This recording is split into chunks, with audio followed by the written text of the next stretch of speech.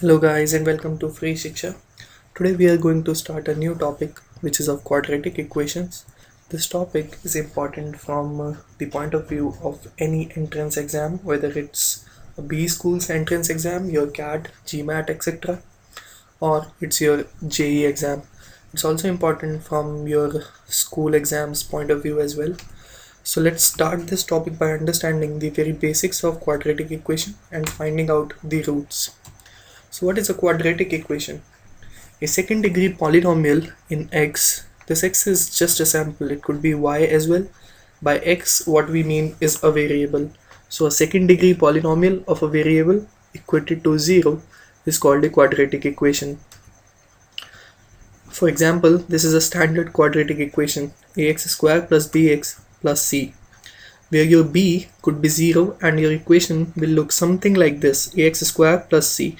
This is still a quadratic equation. Your c could also be 0 and your equation looks something like ax squared plus bx is equal to 0. This is still a quadratic equation. But as your a goes 0, the variable of your x squared goes 0. This x squared doesn't remain anymore. So the highest power of this polynomial is no more 2, but it's 1. So this is not a quadratic equation, and hence your a cannot be 0 for a quadratic equation. For example, you have these three equations.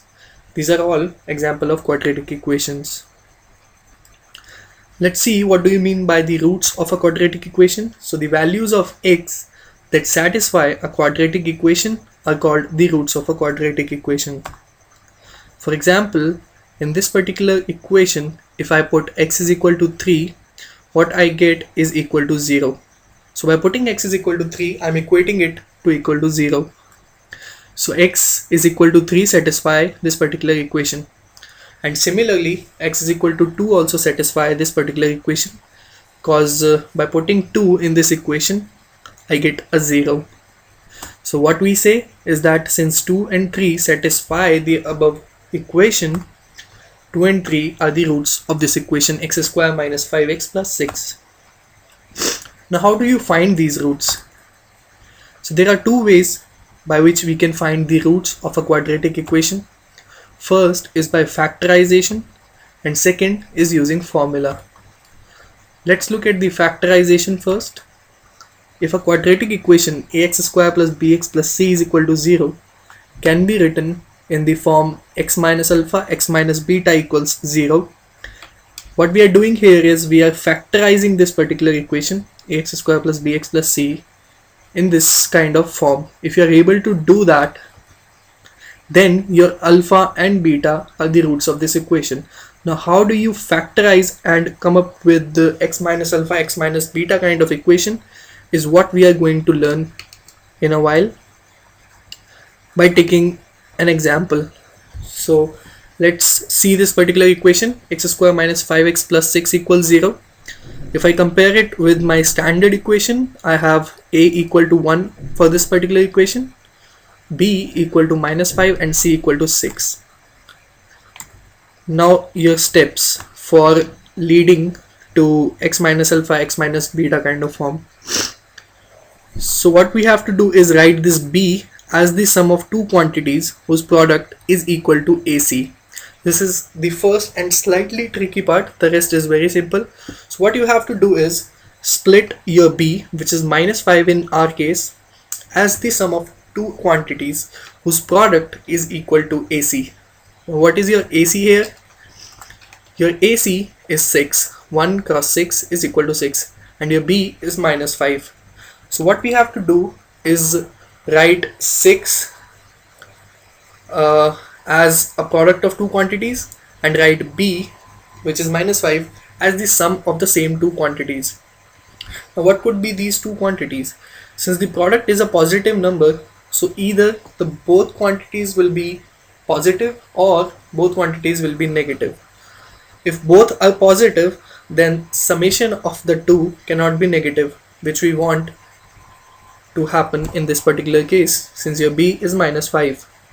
So the possible condition is that both the quantities whose product is 6 are negative and the summation is minus 5. Minus 3 and minus 2 are these two quantities which satisfy this particular condition, since their summation is minus 5, which is b, and their product is 6. Now what we have to do is rewrite the equation which we had earlier by replacing b as the sum of those two quantities. So here we had b equal to minus 5, and we'll split it as a sum of minus 3 and minus 2. And then we expand this bracket to give you x square minus 3x minus 2x plus 6 equals to 0. Now third step, take common from the first two and common from the next two quantities. So if I take common from x square minus 3x, I get an x, and what is left inside is x minus 3. And then you have to take common between these two, and after taking the common, what should be left has to be same in both particular quantities. So by taking common in first two, I was left with x minus 3, so I have to take common in such a way that I am left with x minus 3 even by taking common from the last two quantities. If I take positive 2 as the common, I'll be left with minus x plus 3, which is not same as x minus 3. So I'll have to take minus 2 as common, and then I will be left with x minus 3 inside, which is the same for both the cases. Now fourth step, what you have to do is take this common part which was left as common again. So from this x into x minus 3 and this 2 into x minus 3, I'll take x minus 3 as common, and what I will be left with is x minus 2, which is equal to 0. Now step 5, you equate both these brackets or braces with 0. So if I'll put x minus 3 equal to 0, I'll get x is equal to 3, and if I put x minus 2 equals 0, I'll get x is equal to 2. These are your two roots for this particular equation. This might sound a bit cumbersome as of now, but as you will proceed with more examples and more practice, you'll find it very easy. What you can do is probably you can go back to the video and see all the steps again if you're not clear with it.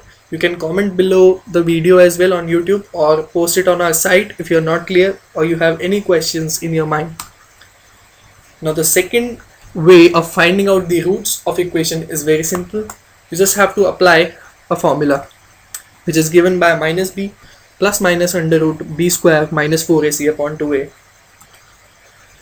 For example, if this is your equation, we have taken the same example as we did earlier, and I just substitute all the values of a, b, c in this particular equation. What I get is 5 plus minus 1 upon 2. So my first root is 5 plus 1 upon 2, which is 6 by 2 equals 3, and second root is 5 minus 1 upon 2 is equal to 4 by 2, which is equal to 2. So again we are getting the same roots. One tip I would like to share with you is that though this formula seems very simple to use, but you should use it only in cases where you're not able to factorize. By practicing, you should be able to factorize the equations very quickly for simple problems, but if you're not able to do, I'll advise only then to use this formula. Alright, so that's all we had for this lecture. In the coming lecture, we'll look at the sum and product of the roots of a quadratic equation, the nature of roots, constructing a quadratic equation, forming new quadratic equation, and the rest of the topics. So thank you so much for viewing this video. Have a great day.